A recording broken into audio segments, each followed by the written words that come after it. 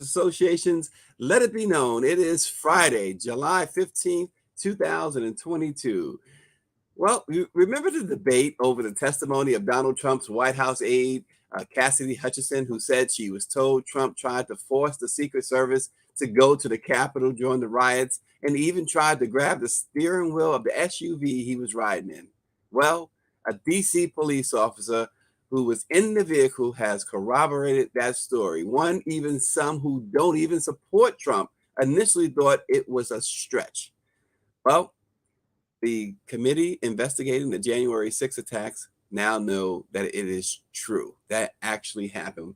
Also, this morning, according to a new and comprehensive study on gun violence, Black men, women, boys, and girls remain the most impacted victims of homicide in America. Yet, year after year, this shocking and unacceptable toll is allowed to continue. The study published by the Washington D.C. based Violence Policy Center revealed that in 2019, the United States recorded 7,441 Black homicide victims. African Americans represent 14% of the U.S. population, but accounted for 52% of all homicide victims. Also, this morning, the small Pennsylvania town that hired the former police officer who killed 12-year-old Tamir Rice in 2014 did not conduct a background check required by law before making last week's hire, according to the state attorney general's office. And this morning, security video published by two Texas news outlets shows police officers running away from the classroom where gunmen killed 19 students and two teachers at an elementary school in Uvalde, Texas. One officer is even seen getting hand sanitizer for some reason to wash his hands as he and others stood by and did absolutely nothing to save those 19 little kids and two teachers. All that and more this morning on Let It Be Known with James Wright of the Washington Informer. Good morning, James. See, TGIF, thank God it's Friday. Absolutely. Is that still a thing? Thank God it's Friday. Yeah. I mean, I heard somebody say it about 3 weeks ago, so I said, "Well, that's a 1980s kind of thing." So, hey, it's still around, it's still around. Was that movie out in the 80s or the 70s? I think it was the 70s. That's It was right. the 70s. Yeah, I thought so. And that saying has stuck with all of us, huh? Yes. Oh, wow. Well, I'll tell you what's sticking, in Washington. A DC police officer, James, has corroborated the House Select Committee investigating the January 6, 2021 attacks on the Capitol. They again went into the heated exchange that the former President Donald Trump had with his Secret Service detail when he was told he could not go to the U.S. Capitol after his rally. A source familiar with the matter has exposed what happened that day. If you remember, James, Cassidy Hutchinson had said she was told Trump even tried to grab the steering wheel of the Secret Service's vehicle, the SUV. And some people, even on this show here, there were some people who said, no, that could not have happened. Well, one of the police officers who was in the vehicle with Trump at that time has now corroborated that to the January 6th commission. And we also was told, James, that the Secret Service destroyed records related to that particular day. A whole lot that this commission has now come up with, including the corroboration of the story that Trump tried to grab the steering wheel of the Secret Service agent. Thank you, Stacy. Full disclosure, I have a very close friend of mine who is a member of the Secret Service. And this is, let me just say that those officers go through a lot of training. And they're constantly being trained and retrained because they're protecting high-level officials, as you know, particularly in this instance, the President of the United States. And there are all type of bad actors around the world who would try to do anything in order to harm our president, President Trump, or all of the others. And so therefore, they go through a lot of training, and the things that they have to do, they do to protect the president. And that's not an easy thing. When you have a president who reaches for the wheel to try to control traffic, which has been pre-planned weeks in advance, that is a major problem. And as we delve deeper into these hearings, we find that our president, President Trump, has become unhinged. Now, there are those of us who knew he was unhinged before he took the oath of office, but he has really, really become unhinged. This has really become a problem. And do you want me to go ahead and talk about those deleted emails? I cannot, from what I've learned, that's just not protocol. Well, That they matter of fact, also deleted text messages. They text deleted messages. they deleted phone messages and text messages as well. So it's obviously something had they felt the need to cover something up apparently. Yes, and that is very, very disturbing. As a matter of fact, Stacy, that merits an investigation, separate investigation on its own. Because again, you're protecting the president, you're protecting dignitaries, the first family, and all types of information, national security, domestic security. Could be contained in text, and we can go ahead and say emails and other types of communications. Those have to be protected. I believe they're protected by law. So Mhm. something is going on here in reference to that. There needs to be a separate investigation of this. But this is the Trump White House. We're now beginning to realize that the Trump White House was really like an animal house. And you remember Animal House, where those crazy fraternity guys, and then really it amounted to something like that. And that is really quite unfortunate. Well, okay, so Animal House, we already established that Thank God It's Friday was in the 70s. What was Animal House? 70s or 80s? Animal House was the 80s. 80s. Okay. So Yeah. so now we got to work on something for the 90s. Mhm. So, but James, I mean it's a serious thing though, right? What Cassidy Hutchinson she described, it turns out to be exactly the case. Mhm. And she, when you think about also Cassidy Hutchinson, someone who Trump had not reached out to since they left the White House. Then Mhm. she gives this testimony, and all of a sudden, he's calling her. The commission has said they're investigating that phone call. They're looking into it as potentially witness tampering. Mhm. But so James, I have to say this: Trump's excuse or his, well, let's call it an excuse or whatever you want to call it, for lack of a better term. He said that it was a butt dial, quote unquote. Oh, come on. What it was is he wanted to talk to her to get her straight, like a mafia don, like they do, with organized crime and the mafia. They don't go by those rules in terms of witness tampering. They believe that they can do what they want to do, and this is what this president has done. Contacting Cassidy like that was just crazy, just like the other accusation you were talking about earlier this week about him fooling around with another witness. Witness tampering is a very serious crime, and he needs to be held accountable for that. So I'm not surprised. Now, a lot of people say, well, that's circumstantial. Yeah, well, we'll see it. Sometimes when you have so much circumstantial evidence, it builds up to something really, really solid if it's not solid in the first place. This is Yeah. not good for our country. This is not good for democracy. And it certainly isn't good for him. Well, just to recap, Cassidy Hutchinson said that Trump reached up towards the front of the wheel of the vehicle, I should say, to grab at the steering wheel and then use his free hand to lunge toward the Secret Service lead agent, Mhm. Robert Engel. And that, James, was corroborated by another agent in the vehicle yesterday. So um, we'll see what this, as we keep saying each time, we'll see where this leads. Benny Thompson and Liz Cheney, they have laid out Mhm. what we see from our layman's viewpoint, an airtight case, and a jury. I can't see how a jury does not come back with guilty verdicts. And I mean some serious guilty verdicts against the Yes. former president if it ever gets to that point.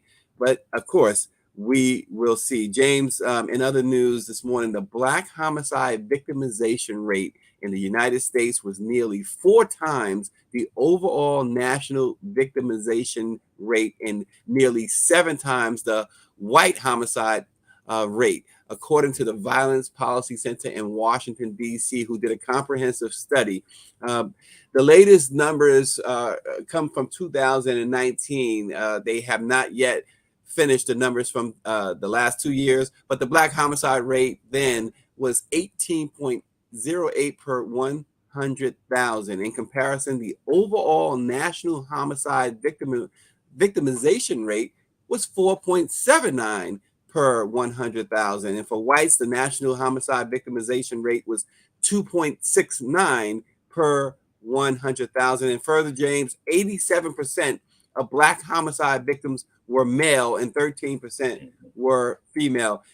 This is alarming on so many ways. Yes. 14%, Black people represent 14% of this country, right? Yes. Yet 18, more than 18 per 100,000 were victims of homicide, and that is well above the 4 per 100,000 or 4.79 per 100,000 overall. A huge disparity there. Yes, it is a disturbing statistics. That statistic is disturbing along with the others that you mentioned. I hesitate to talk about conspiracy theories because that is not, those can't be substantiated. But let me just say this. You and I both know that Black communities tend to be awash with guns. And I'm not talking about the type that you go out hunting with. I'm talking about those serious, those automatic magazines, as well as the handguns. And this is a problem in Black America, gun violence. It is something that we must address as a people because we are killing ourselves. Black males, you mentioned 87%. Unfortunately, I was more shocked by the fact that it was such a high ratio, not the fact that you had that male to female ratio and it was higher on males. I was more surprised it was 87%. And I think that this is where we need as a community to come together to figure out a way to resolve our issues, figure out a way to engage public policy so we can stop these guns coming into our communities, and figure out a way to have more positive activities such as job training, more recreation, and to engage our youth that we live in. We live in a culture that worships violence. And unfortunately, and we have to overcome that because we are the ones that are suffering from this culture of violence that is taking place in this country. Yeah, and you know, James, was an interesting part of this, and probably not surprising for homicides in which the victim to offender relationship could be identified. 77% of Black victims were killed by someone they knew. The number of victims killed by strangers was very, very minute in comparison. They do break out numbers for Hispanics, but we were focusing this morning on the Black-white ratio. In fact, the Hispanic victimization rate, I believe, let me go back to those numbers, 7.68 per 100,000. So there's a huge disparity in these numbers from the Violence Policy Center in Washington. Something, you know, we'll continue to look at. But, you know, James, the one thing that I always come back to when people talk about Black on Black crime, you know, white on white crime is not any different. Hispanic on Hispanic crime is not any different. Asian on Asian crime is not any different. Right. You know, you talk about guns being pushed into the community. If you remember back in the 1980s, with the crack epidemic, who was supplying those drugs into the Black communities, right? It wasn't Black people. That's right. That's and right. So we always got to put these things in this proper context, because Black on Black crime, and I think Mark Thompson, make it plain, was saying he called it a racist term Mhm. because it happens, right? That's right. Well, the thing is that we need, as Dr. Chavis would say, love. We need to love each other more. When we get angry and mad and upset, back when you and I were kids, when we would get angry and mad and upset, we would fight. And then the principal broke us up and suspended us for a week from school. And then we came back, and then everything was hunky dory. But nowadays, people get, a lot of these young people, they get angry and they get mad and emotional. And then they'll go, if they know there's a gun around, they'll go use it. And it's just a release of stress and anger. And what happens? Somebody loses their life or is very, very seriously injured. We got to stop that. It can't become a cultural thing with our people. We got to stop that. Yeah, and stop allowing nefarious characters from outside of the community coming in and spreading this, whether it's guns, whether it's drugs, Good or point. whatever it is. Excellent point. Claudette Perry says that whites were also supplying our neighborhoods with guns in the 80s, which is, we know that, right? She's absolutely right. And in fact, it became this situation where I believe in New York, guns were coming from as far away as the Middle East. Yeah. So into the Black community in New York. Right. So she's absolutely right. And this is, to your point about that neighborhood, about protecting the neighborhood. It means protecting the neighborhood from these type of folks who will prey on our community, on the weak in our community, and sell them guns and drugs and other things that we just don't need in our communities. Again, we'll continue to look at these things and really put them in the proper context, because you're not going to get that in mainstream media. They're going to tell you Black people are just bad.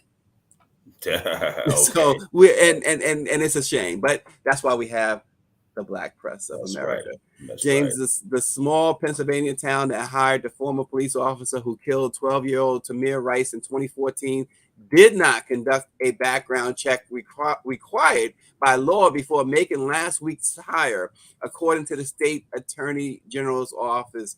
Pennsylvania Attorney General Josh Shapiro, who's a Democrat, wrote to Tioga, I guess that's how you pronounce it, James, Pennsylvania Borough President Steve Hazlitt on Friday to inform him that the town had violated the state's Act 57 in hiring Timothy Lohman without running his name through a database that flags past disciplinary action. James, this is what happens though, right?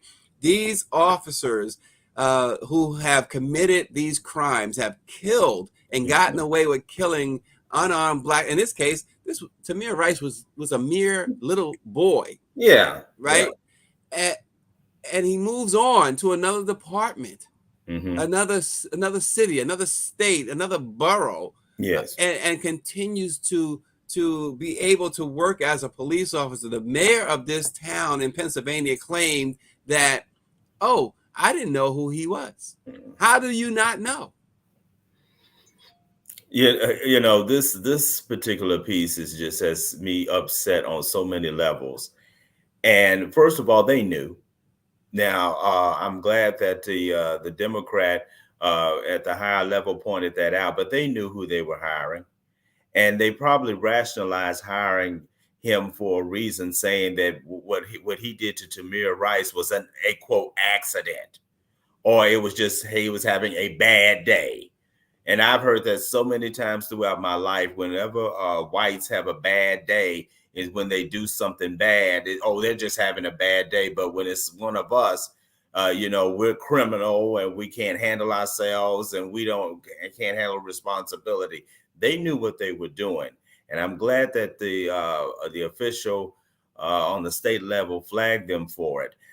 Here's my thing about, and I fully support that database that shows these people and the crimes that they commit. My first contention is that particular officer should be behind bars because he committed murder. That's my first contention. But since some folks don't agree with me in that Ohio, if he has a right to employment, he does not have a right to be a law enforcement officer. And I think that's what the point is of that database. But then again, we've talked about this on this show many times, this blue wall of silence, this blue wall of support, and this blue wall which really supports white and white supremacy. And This, James, you yeah, mentioned, I'm sorry, the blue wall that you talk about, which has become very famous. hmm The cops covering for other cops, but doesn't it get to a point where because we gotta acknowledge that there are many really good cops. There are yes, really oh yes, good yes, law enforcement, but but you are complicit by allowing this stuff to go on, partner, or within your department. It's probably difficult to quote unquote snitch, but hmm when we see the signs. If you ever ride Amtrak, if you see something, say something. yeah, yes. Um, these cops who allow other cops to do what they do, um, they got to understand that it makes that one bad apple does indeed spoil the entire tree.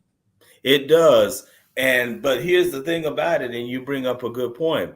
The only tree they're concerned about is their own.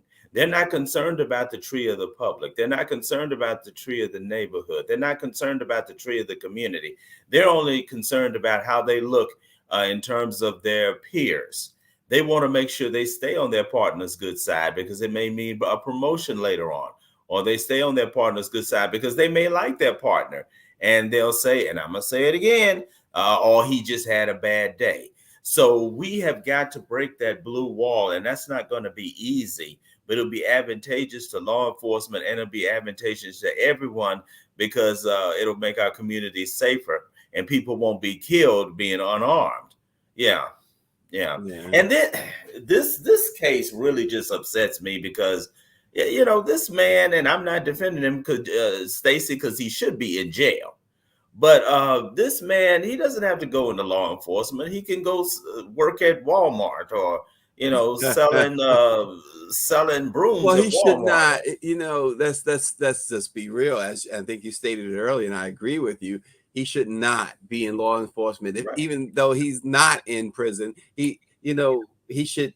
You killed this little boy, this innocent little Tamir Rice, unarmed. Uh, just assassinated him. Yeah. You And, should not be in law enforcement whatsoever. Whether you go to Walmart or wherever else. As crazy as we've seen some things that happens at Walmart, maybe you're right. Maybe that's where he belongs. But James, um, let's talk about more about law enforcement, because you know what, security video, and this is so disturbing. Security video published this week by two Texas news outlets shows police officers running away from the classroom where a gunman killed 19 students and two teachers at an elementary school in Uvalde, Texas. The video, which was recorded in a hallway and obtained and edited by the Austin American Statesman and KVUE TV of Austin, shows the officers arriving at Robb Elementary School at 11:36 a.m. on May 24th, 3 minutes after the gunman was seen entering the school and walking down an empty hallway. A Texas public safety official has called the response a quote abject failure. They were in that hallway before the shooting started, James, before the shooting, and there were kids, little babies in the classroom calling 911, and they were right outside the door. This is, we talked about the other officer from Cleveland that killed Tamir Rice. mhm. These officers, at the very least, cannot continue to be police officers. Well, let me give a shout out to my hometown newspaper, the Austin American Statesman, which I used to sell as a young man and on the street corners. And a shout out to KVUE in Austin, which I used to watch a lot. Let me just say that those two news outlets have caught hell for releasing that video, and people are just screaming and hollering about them doing that, but and saying they disrespected the parents and for releasing it when they did. That being said, but to your point, I don't really understand. The police had every right and every obligation to go straight into that room and to correct the situation. That is what they're trained to do. Even in small little Uvalde in the Texas Rio Grande Valley, they are taught to do that. I don't understand what the communication is. I don't understand what the problem is. I don't understand why when they were hearing the kids screaming and yelling, they didn't just pop right into that room James, and let me take that ask you, situation. James, I got to ask you this question. Yeah. Got to ask this question. And it almost hurts to ask this question. But had there been 19 white kids in there, would they have gone in? I'd have to say yes. If this was North San Antonio, yes, they would have immediately gone in. But I hate to have to agree with you, but you're absolutely right. I mean, You this was just, you think of police officers, and for all of the flaws that we know that they have, for all of those bad apples, the Derek Chauvins of the world, and all the others, one thing that we tend not to paint these officers as is being cowards. right. This was as cowardly as you can imagine, James. All of these little kids, these are, not that it would have made much of a difference in my mind, but these are not high school kids. These are not middle school kids. These are not college kids. These are babies, third grade, James, fourth grade, James. Yes. And you know that this guy, he when he went in, they say he shot at someone who saw him across the street or something before he went into the building. So you knew, and they knew he had shot his grandmother, I believe it was. They knew this. And then they have this guy in the door. They're standing. And why did the officer, James, could you help me, please? Because mentally I can't come to grips with it. Why did the officer go get some hand sanitizer? And if you watch the video, when he went and got that hand sanitizer, he came back, made a remark to one of his partners, and laughed. Yeah. There was nothing about that hour and a half that they were there to laugh about. You and I will laugh about certain things, James, that some may say, you shouldn't laugh at that. But there's no way in the world. There was nothing to laugh about at Robb Elementary School. Nothing. Yeah, Uvalde. I know you're short on time, but Uvalde is a small city in the Rio Grande Valley where there's a great deal of disparity among incomes. Whites are very well taken care of, whereas the Mexican Americans and the Mexican immigrants are not in terms of income. And that is just a primary example of the contempt that some of the whites have in terms of Mexican Americans. Like I alluded to earlier, Stacey, had this been in North San Antonio, it would not have happened. Those kids would be alive. This would have been taken care of very quickly. Yeah, my hope for these officers, among other things, is that every night when they lay their heads down, they can't get a wink of sleep, that they are nightmares that they are experiencing. It's terrible. It's absolutely disgusting that they let these kids die in the manner that they died in. And these kids were the real heroes. They were the ones calling 911. They were the ones that saying the gunman, he's here, he's doing this, he's doing that. They were the ones who wasn't afraid to pick up the phone, James. Yes. And generally you have adults who are afraid to make a call. Right. These little 9-10-year-olds, they said, you know what, get us out of here if you can. Yeah. And there was no reason why they could not have gotten those kids out of there. They are trained. You said it well. They are trained for this, James. That's right. This is one of the most horrible things I've witnessed. And I'm sure many people, you had the gentleman, one of the parents stand up during President Biden's executive order signing last week and say, you need to do more. And they shut him down. But he's absolutely right. And not that it falls squarely on President Biden, it falls everywhere. This, every lawmaker, whether you're a municipal lawmaker, whether you're a federal lawmaker, it falls on you. It falls on that Supreme Court, that shambles of a Supreme Court that we have. It falls on all of them. And so these kids, the blood of these kids are on all your hands. And that's the bottom line. And these cops are so responsible. They're just as responsible. And we will definitely leave it there. You're getting me upset, James, because you know why? You gave me a 70s reference of a movie in the 80s. Are we that old? We can't come up with something from the 90s? Not yet. Not yet. Goodness grief. Boy, oh boy, what a week. What a week. We act, the Black Press will be here to bring you all of the news and information you can use every single day. And we will continue to put our elected officials feet to the fire, these officers feet to the fire, and everyone else who's responsible. Nicole McDaniel, my beautiful, beautiful sister, says more of those children would still be alive had they done their jobs. They should no longer be officers. And we're going to leave it right there, James, because when you as beautiful as my sister and as smart as she is, she gets the last word. Thanks for joining. Let it be known. We will see you on Monday.